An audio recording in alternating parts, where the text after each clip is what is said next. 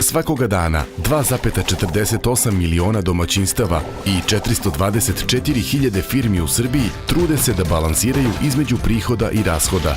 Porodica koja uspešno planira kućni budžet obezbeđuje svojim članovima sve što im je neophodno, a pored toga ulaže i u njihovu budućnost. Državni budžet je daleko složeniji sistem.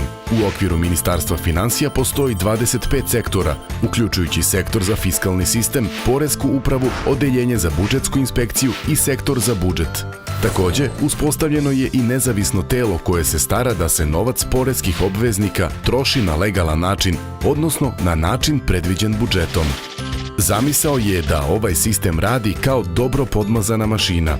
Međutim, tokom proteklih 25 godina naša država se suočila sa mnogim izazovima koji su dodatno opteretili naš finansijski sistem. Iz tih razloga danas postoji potreba za hitnom finansijskom reformom. Najdelotvorniji put ka reformama i jačanju finansija je kroz razmenu znanja i iskustava sa uspešnim i razvijenim ekonomijama.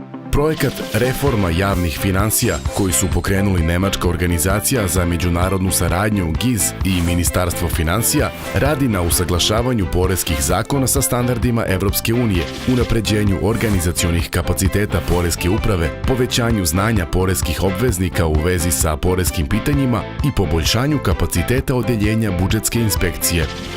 Cilj reforme javnih finansija je da ova složena mašina radi delotvorno, efikasno i transparentno.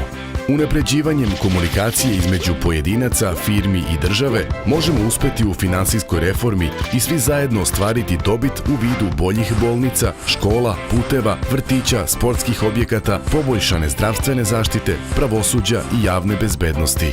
Reforma javnih finansija počinje sa vama. Zato svaki put kada nešto kupite, tražite račun. Vas to ne košta ništa, ali je korist po našu državu velika.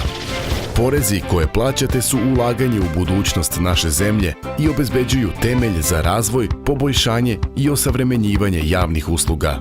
Za svetliju budućnost naših porodica uložite u svoju državu. Platite porez.